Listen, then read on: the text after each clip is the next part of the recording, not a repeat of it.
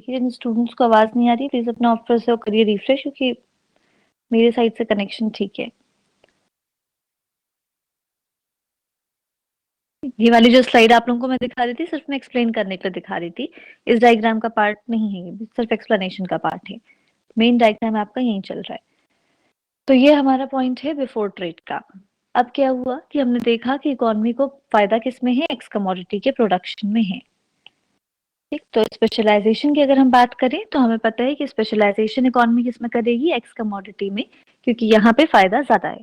तो जैसे ही हम कह रहे हैं एक्स कमोडिटी में स्पेशलाइजेशन होगा तो इसका मतलब प्रोडक्शन का पॉइंट जो होगा वो कहीं शिफ्ट होगा, क्योंकि स्पेशलाइजेशन हो रहा है। तो वो जो प्रोडक्शन का पॉइंट है वो प्रोडक्शन का पॉइंट किस तरफ शिफ्ट होगा, सी के राइटवर्ड या सी के लेफ्टवर्ड।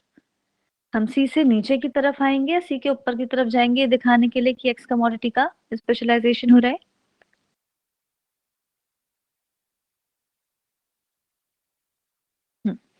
तो इसका मतलब हम कह रहे हैं कि जो उत्पादन का बिंदु है वो आपका नीचे की तरफ कहीं शिफ्ट होगा, कहीं पे भी जाएगा वो कहाँ होगा, सी के राइटवर्ड ही होगा, क्योंकि हमें एक्स का क्या दिखाना है, प्रोडक्शन का पॉइंट चेंज करके दिखाना है, पहले से बढ़ गया है। तो यहाँ पे आपका नया पॉइंट आया, मान लीजिए पॉइंट डी।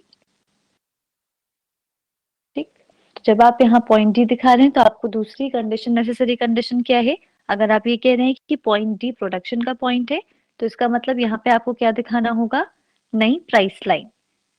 जो आपकी प्राइस लाइन है, क्योंकि जब तक आप उसकी टेंडेंसी नहीं दिखाएंगे आप नहीं कह सकते कि वो आपका प्रोडक्शन का पॉइंट है। तो जो नई प्राइस लाइन है P1 आफ्टर ट्रेड, नई प्राइस लाइन क्या हो गई, P1, और वो टेंजेंट कहाँ कर रही है, PPC को पॉइंट डी पर। तो ये आपका उत्पादन का बिंदु है, और इस उत्पादन के बिंदु पर आप कह रहे हो कंट्री क्या करती है, OX2 प्रोडक्शन कर रही है किसका, एक्स कमोडिटी का, और वाई कमोडिटी का हम कह रहे हैं OY2, क्योंकि हमें पॉइंट मिल गया पॉइंट डी। पहले क्या हो रहा था, बिफोर ट्रेड कंट्री OY1 तक प्रोड्यूस कर रही थी वाई कमोडिटी, अब उसने क्या किया, रिड्यूस करके OY2 कर दिया। क्यों OY2 हो गया, क्योंकि स्पेशलाइजेशन हुआ, और स्पेशलाइजेशन होने की वजह से एक्स कमोडिटी का प्रोडक्शन इंक्रीज हो गया। जो पहले OX1 प्रोड्यूस कर रही थी अब OX2 कर रही है। जो गिवन रिसोर्सेज थे उसने क्या किया, शिफ्टिंग ऑफ रिसोर्सेज हुई एक्स कमोडिटी के लिए, और वाई कमोडिटी में उत्पादन घट के OY2 हो गया, और एक्स का इंक्रीज होकर OX2 हो गया। ठीक, तो ये अभी तक हमें प्रोडक्शन का पॉइंट पता चला। अब हमें क्या देखना है कि कंजम्पशन का पॉइंट क्या है। तो कंजम्पशन अगर आपको बनाना है तो कंजम्पशन के लिए आपको क्या चाहिए होगा, इंडिफरेंस कर्व। उपभोग के लिए आपको क्या चाहिए दिखाना, उपभोग का पॉइंट जो है इंडिफरेंस कर्व और प्राइस लाइन के बीच की टेंजेंसी को शो करेगा। तो हम क्या मान रहे हैं, मान लीजिए जो नया आपका इंडिफरेंस कर्व है आपका कुछ इस तरीके से है।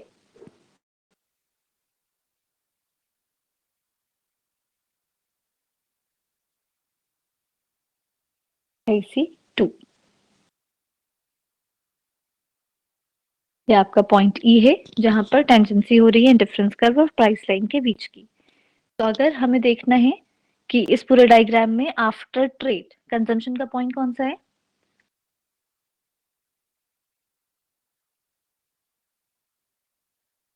कंजम्पशन का पॉइंट कौन सा है इसमें,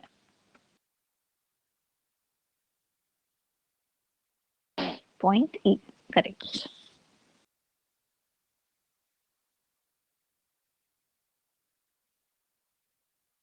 तो अब आप देखिए, अगर आप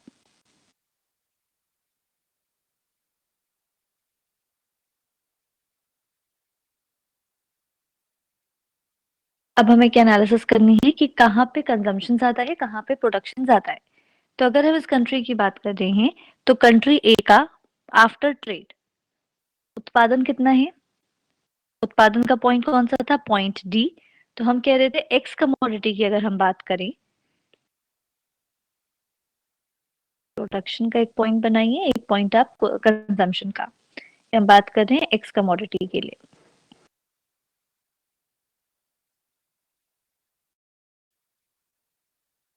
तो हम एक्स कमोडिटी पे आए, तो एक्स कमोडिटी का उत्पादन कितना है, कितना प्रोड्यूस कर रही है, पॉइंट डी पर प्रोड्यूस कर रही है, और एक्स में आप अगर नीचे आए तो OX2, तो मतलब इतना हिस्सा आप क्या दिखा रहे हैं, एक्स कमोडिटी का प्रोडक्शन।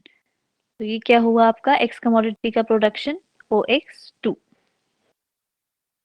ठीक, कंजम्पशन कितना कर रही है एक्स कमोडिटी का, ये आपका पॉइंट ई दिखा रहा है उपभोग का बिंदु, ये आपके कंजम्पशन को शो कर रहा है, और ये पॉइंट कहाँ के मिल रहा है X3 पर। ठीक है, तो ये आप कह रहे हैं OX3। अगर मैं कह रही हूँ उत्पादन OX2 के बराबर हो रहा है, इतना आपका उत्पादन है OX2 और उपभोग कितना है OX3। That means if production is OX2 and consumption is OX3, क्या ज्यादा है प्रोडक्शन और कंजम्पशन?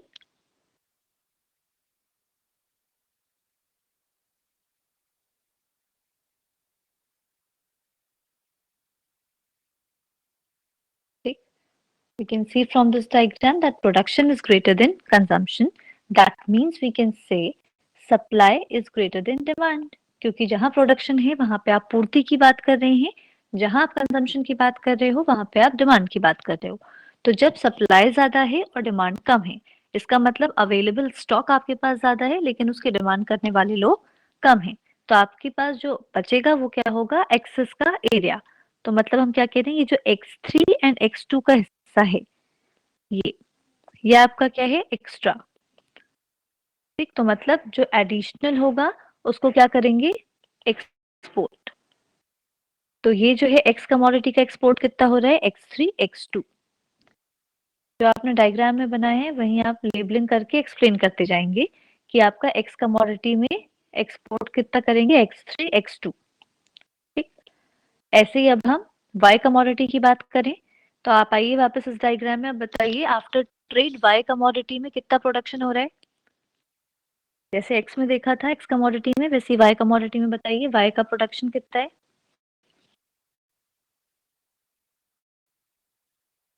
OY2। ठीक, और कंजम्पशन कितना है,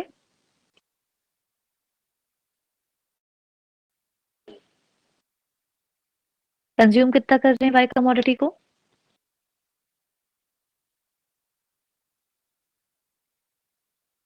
OY3।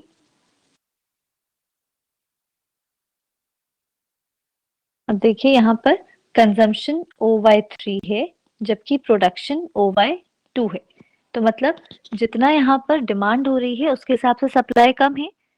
ये कि लोगों के बीच में मांग ज्यादा है, उसकी जरूरत ज्यादा है, लेकिन पूर्ति उतनी नहीं हो पा रही, सप्लाई उतनी नहीं है, लेकिन लोगों की डिमांड फुलफिल करनी है। तो मतलब इम्पोर्ट किसका होगा, Y3 Y2 के बराबर। ये जो हिस्सा है वो आपको क्या दिखाएगा, इम्पोर्ट को, आयात को। तो Y3 Y2 क्या हो रहा है, इम्पोर्ट हो रहा है वाई कमोडिटी का। ठीक, ये हमने एक्सपोर्ट क्या हो रहा है और इम्पोर्ट कितना हो रहा है, ये हमने निकाला कैसे, जब हमें ये पता चलेगा कि प्रोडक्शन ज्यादा है या फिर कंजम्पशन ज्यादा है, सप्लाई ज्यादा है या डिमांड ज्यादा है, उसके बेसिस पे हमें क्या पता चलता है, एक्सपोर्ट हो रहा है या इम्पोर्ट हो रहा है। तो ये आपका आफ्टर ट्रेड कंडीशन है जहां पर आप गेन्स फ्रॉम ट्रेड को डिटरमाइन करने की कोशिश कर रहे हैं, जहां पे आप पता लगा रहे हैं कि गेन्स फ्रॉम ट्रेड कैसे होगा। उसका हम पहला केस देख रहे थे जो कि आपका स्पेशलाइजेशन बेस था। ठीक है, ये आपका स्पेशलाइजेशन का केस था जहां पे आप पता कर रहे हैं। तो ये जो स्पेशलाइजेशन होता है, specialisation from gains from trade है, इसको हम दो पॉइंट्स में स्प्लिट करते हैं। एक आपका होता है प्रोडक्शन स्पेशलाइजेशन और एक होता है कंजम्पशन। ठीक, मतलब आप कह रहे हो एक आपका उत्पादन प्रभाव है और एक आपका उपभोग प्रभाव है, production effect and consumption effect. तो प्रोडक्शन इफेक्ट और कंजम्पशन इफेक्ट क्या है, ट्रेड से पहले और ट्रेड के बाद जो प्रोडक्शन का पॉइंट चेंज हो रहा है उसको हम क्या कह रहे हैं, प्रोडक्शन इफेक्ट। ट्रेड से पहले प्रोडक्शन का पॉइंट कुछ और था, ट्रेड के बाद प्रोडक्शन का पॉइंट कुछ और है। तो प्रोडक्शन इफेक्ट आप कैसे दिखाएंगे, प्री पोस्ट प्रोडक्शन पॉइंट में चेंज। तो अगर इस डायग्राम में आपसे पूछा जाए कि प्रोडक्शन इफेक्ट कौन से पॉइंट तक होगा, तो आप बता सकते हैं प्री ट्रेड प्रोडक्शन पॉइंट कौन सा है। इस डायग्राम में प्री ट्रेड जो है आपका प्रोडक्शन का पॉइंट कौन सा है, पॉइंट सी। ठीक है, ये पॉइंट सी आपका प्रोडक्शन का पॉइंट दिखा रहा है। आफ्टर ट्रेड आप क्या कह रहे हो, प्रोडक्शन का पॉइंट कौन सा है, पॉइंट डी। तो प्रोडक्शन इफेक्ट क्या हुआ, C2D। जो आपका चेंज आया है उत्पादन के बिंदु में वही क्या है, उत्पादन प्रभाव है। तो प्रोडक्शन इफेक्ट को आप कैसे दिखा रहे हैं, CD।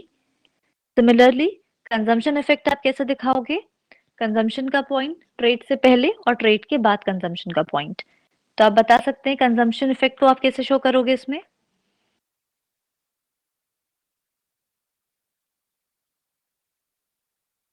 CE।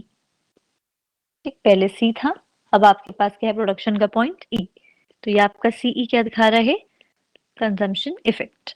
तो स्पेशलाइजेशन गेन्स फ्रॉम ट्रेड का जो पार्ट है उसको हमने फर्दर दो पॉइंट्स में बाइफरकेट किया, production effect and consumption effect. तो स्पेशलाइजेशन कैसे होगा, it is the combination of production and consumption effect. ये आपका क्या होगा, एक कॉम्बिनेशन दिखाएगा उत्पादन प्रभाव का और उपभोग प्रभाव का। यहाँ तक कोई प्रॉब्लम है इस डायग्राम में?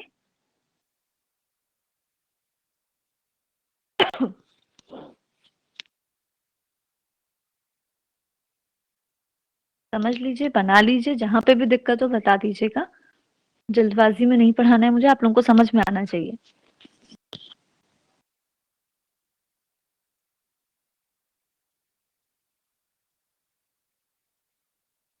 ओके, तो जो हमारा नेक्स्ट पॉइंट है, हमें दिखाना है gains from trade through the exchange process.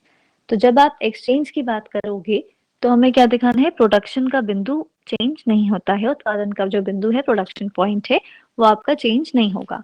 तो मतलब जब आप एक्सचेंज का केस की बात करते हो, एक्सचेंज के केस में प्रोडक्शन का पॉइंट आपका वही रहेगा। तो मतलब जो आपका अर्लियर पॉइंट था, दैट इज पॉइंट C, इसी पॉइंट से आपका क्या होगा, प्रोडक्शन स्टार्ट होगा। ठीक, तो यहाँ से जब आप बात कर रहे हैं तो नई जो आपकी प्राइस लाइन है, वो प्राइस लाइन क्या है आपकी, ये डॉटेड एरिया आपने लिया P2 P2। हमने क्यों ये लाइन यहाँ पर शो करी है, ये लाइन हम क्यों दिखा रहे हैं, क्योंकि हमें उत्पादन का बिंदु सेम रखना है। तो उत्पादन का बिंदु आपका वही पॉइंट है, पॉइंट P2।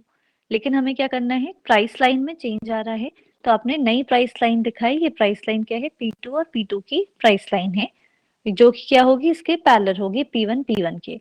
तो आप यहाँ से ड्रॉ करोगे ये डॉटेड लाइन, नई प्राइस लाइन P2 P2। ठीक है, तो यहाँ पे इसलिए आपको प्रोडक्शन हम पॉइंट क्यों कह रहे हैं, क्योंकि ये जो आपका पॉइंट है, पॉइंट C, यहीं पे ये क्या कर रहा है, पीपीसी को, टेंजेंसी आपको दिख रही है पीपीसी और प्राइस लाइन के बीच में। इसके पहले या इसके बाद में कोई ऐसा पॉइंट नहीं मिलेगा जहां पर टेंजेंसी हो, क्योंकि अगर आप इस लाइन को आगे वो भी करते हो, बढ़ाते भी हो, तो भी देखिए आपको कोई पॉइंट टेंजेंसी का नहीं मिलेगा, इंटरसेक्शन का आपको पॉइंट मिलेगा, but there is no point of tangency. तो ये आपका पॉइंट होगा उत्पादन का, जहां पर उत्पादन हो रहा है P2 बिंदु पर। ठीक, अब आपको अगर कंजम्पशन दिखाना हो तो कंजम्पशन का बिंदु कौन सा है, कहाँ पे शो करोगे, कौन सी लाइन पर टेंजेंसी होनी चाहिए इंडिफरेंस कर्व की, P0 P0 P1 P1 P2 P2, कौन सी तीन लाइन में से आपको टेंजेंसी चाहिए होगी?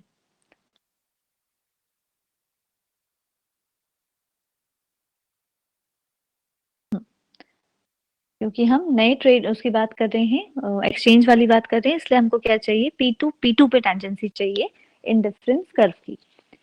ठीक है, क्योंकि आप अगर P1 P1 पे करोगे तो वो आपका पहला वाला केस की लाइन थी, आप यहाँ पे करेंगे तो ये आपकी सेकेंड वाले केस की लाइन होगी। तो यहाँ से आपने क्या किया, नया पॉइंट लिया IC3।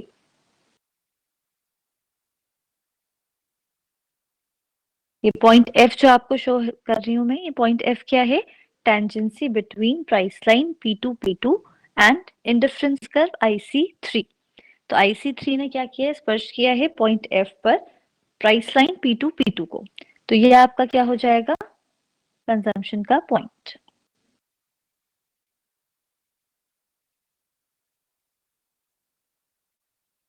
ठीक है, तो अब हम वापस से आते हैं उसी एनालिसिस पे कि ये आपका जो पॉइंट है एक्सचेंज का, तो इस पूरे डायग्राम में जब आप कह रहे हो एक्सचेंज का केस है, तो प्रोडक्शन कितना हो रहा है एक्स कमोडिटी का, एक्स कमोडिटी का प्रोडक्शन कितना होगा,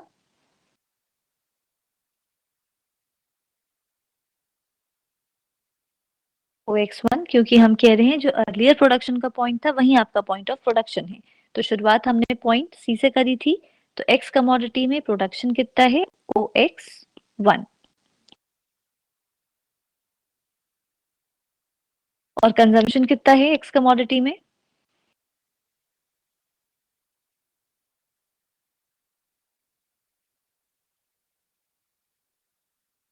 OX4, क्योंकि ये आपका पॉइंट है प्रोडक्शन कंजम्पशन का। तो आप इसको नीचे लेके आए, तो इतना हिस्सा आप कह रहे हो उपभोग हो रहा है, क्योंकि ये टेंजेंसी है डिफरेंस कर्व और प्राइस लाइन की, और इतना आप कह रहे हो कि प्रोड्यूस हो रहा है, क्योंकि ये आपका पॉइंट है टेंजेंसी का प्राइस लाइन और पीपीसी के बीच का। तो हम क्या दिखा रहे हैं यहाँ पर, OX4 is point of consumption of X commodity and OX1 is the point of production for X commodity. तो यहाँ पर डिमांड ज्यादा है कि सप्लाई,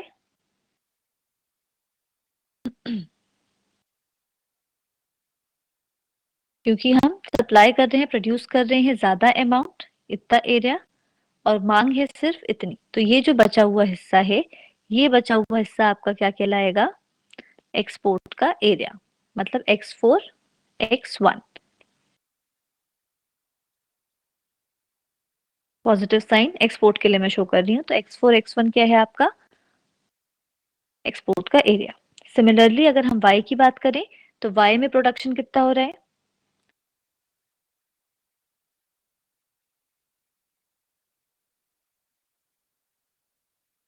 OY1, एंड कंजम्पशन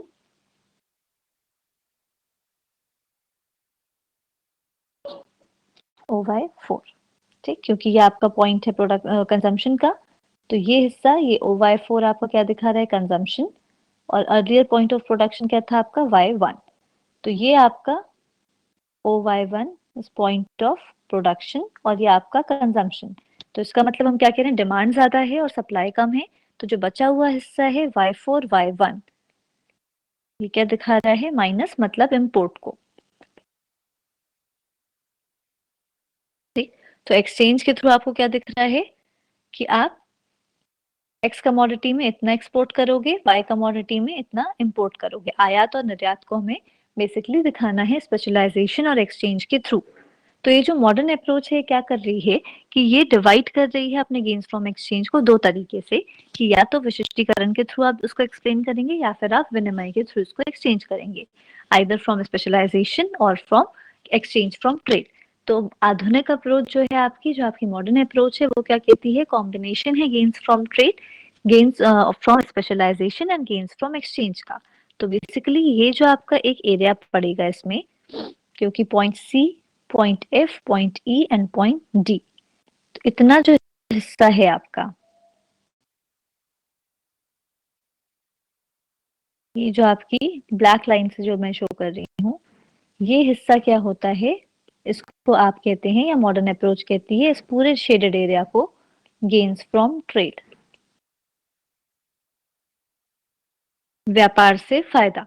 क्योंकि इतने ही पूरे डॉटेड एरिया में, जो ब्लैक डॉटेड लाइन मैं यहाँ पे दिखा रही हूँ, स्ट्राइप वाली आपको लाइन दिखा रही हूँ, इसी लाइन के थ्रू आप क्या दिखा रहे हैं, कंजम्पशन इफेक्ट भी, ठीक, पॉइंट C2E, प्रोडक्शन इफेक्ट भी पॉइंट C2D, या आप एक्सचेंज इफेक्ट भी, जो एक्सचेंज इफेक्ट आप इसको दिखाएंगे पॉइंट C2F, क्योंकि ये आपका एक्सचेंज की वजह से हम क्या कर रहे हैं, पॉइंट C से F पर शिफ्ट हुए हैं।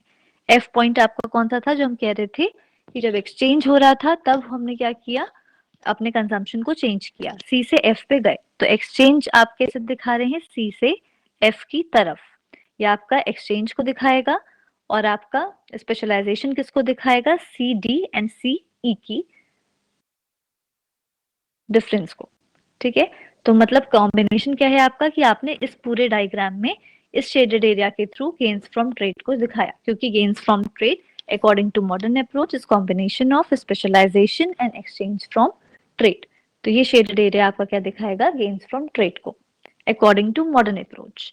अकॉर्डिंग टू ट्रेडिशनल अप्रोच आप बात करते हैं मोस्टली थ्योरेटिकल एस्पेक्ट की, या फिर ऑफर कर्व के सेंस में, बट यहाँ पे आप दो पार्ट्स में स्प्लिट करके एक्सप्लेन करेंगे। क्लियर है?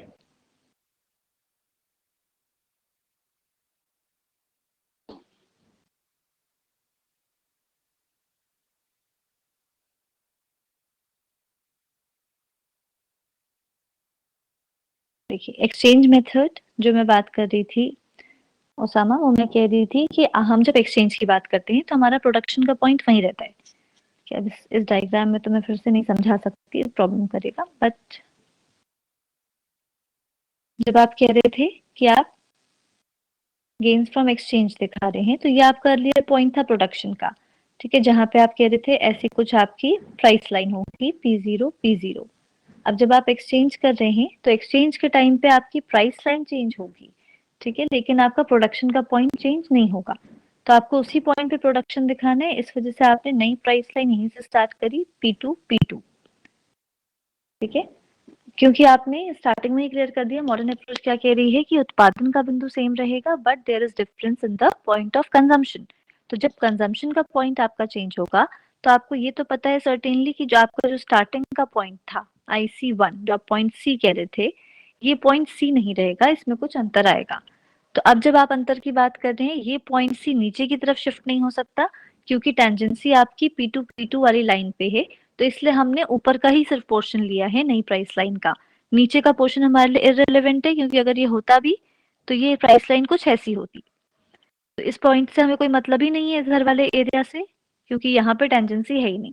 तो आपका जो पॉइंट होगा टेंजेंसी का वो कहाँ पे होगा, कहीं पे भी होगा, इस पॉइंट सी के ऊपर होगा। तो हमने नया पॉइंट जो लिया वो क्या लिया हमने इस तरीके से IC2। तो ये केस हो क्यों रहा है, बिकॉज ऑफ एक्सचेंज। तो ये जो एक्सचेंज का पॉइंट है, तो एक्सचेंज इफेक्ट आपका क्या होगा जब आप पॉइंट सी से पॉइंट डी पर स्विच करोगे, आप ऊपर की तरफ शिफ्ट हुए तो ये आपका पॉइंट सी से डी की तरफ जाना क्या कहलाएगा, एक्सचेंज इफेक्ट। तो क्योंकि ये आपका उत्पादन का हिस्सा था, प्रोडक्शन का पॉइंट था, तो आप कह रहे थे ये प्रोड्यूस कर रही है OX1 बट कंज्यूम कर रही है OX2, ठीक, तो मतलब इतना हिस्सा एक्स्ट्रा है और ये एक्स्ट्रा हिस्सा क्या कर देगा, एक्सपोर्ट। सिमिलरली आपको दिखाना है वाई कमोडिटी के लिए, तो आप कह रहे थे प्रोड्यूस कर रही है OY1, कंज्यूम कर रही है OY2। तो ये जो बचा हुआ हिस्सा है, ये जो आपका डेफिसिट का हिस्सा है क्योंकि कंजम्पशन यहाँ पर ज्यादा है और वो कम है आपकी सप्लाई, तो ये माइनस एरिया क्या हो जाएगा, इम्पोर्ट। तो ये आपका कौन सा केस है, एक्सचेंज का, जहां पे एक्सपोर्ट और इम्पोर्ट को निकाल रहे हैं। तो ये बेसिकली CD जो पॉइंट है, shifting from C to D, ये आपकी क्या कहला रही है, एक्सचेंज इफेक्ट। अब क्लियर है?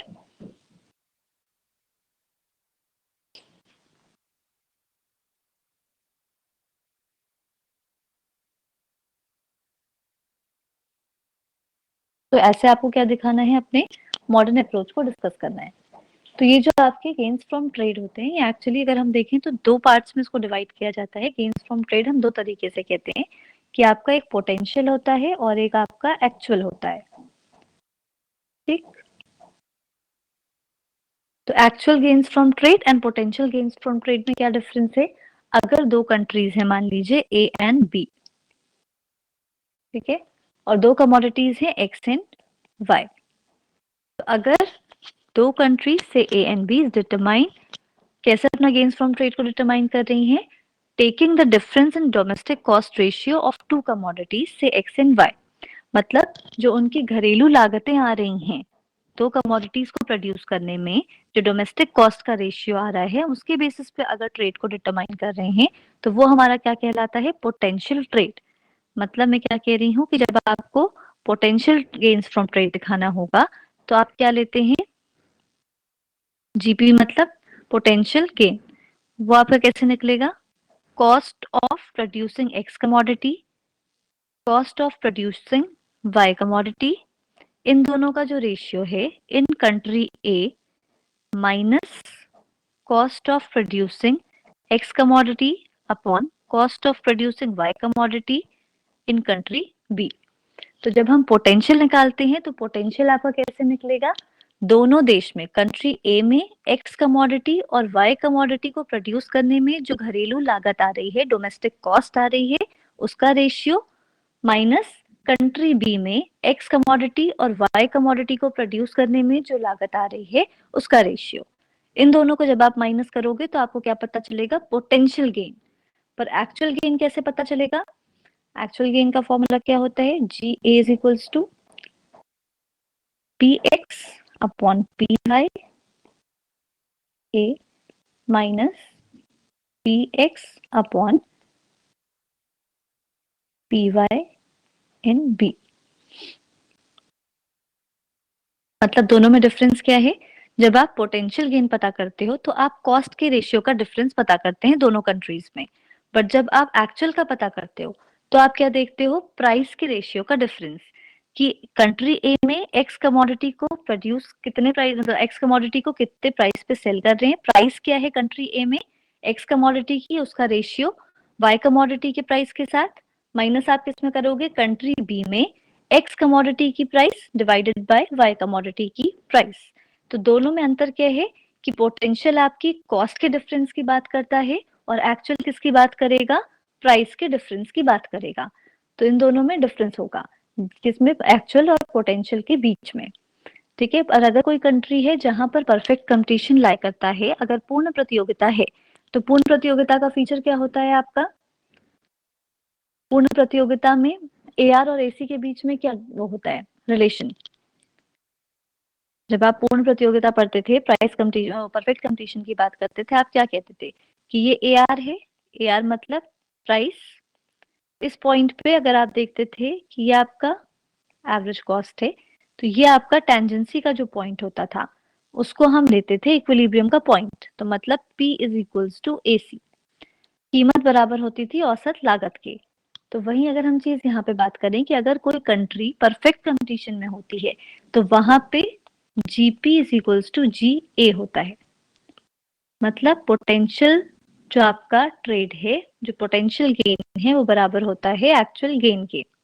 तो इस कंडीशन में हम क्या कहते हैं कि अगर परफेक्ट कंपटीशन लाई कर रहा है तो कंडीशन क्या होगी? CX upon CY must be equal to PX upon PY in country A. अगर मैं कह रही हूँ ए कंट्री में परफेक्ट कंपटीशन है तो ए कंट्री में GP बराबर होगा GA के।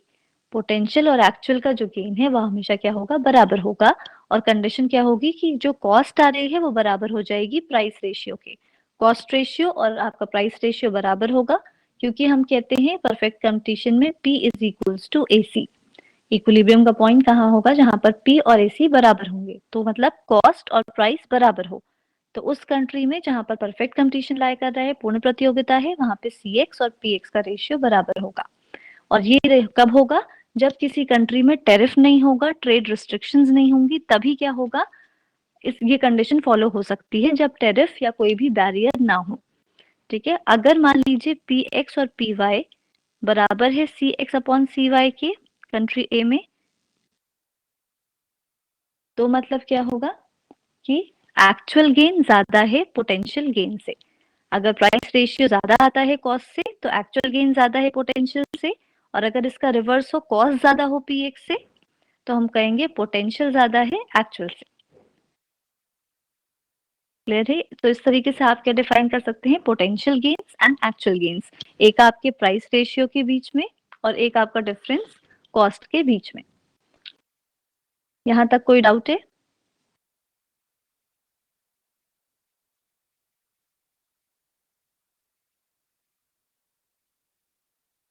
चलिए फिर हम नेक्स्ट क्लास में स्टार्ट करेंगे।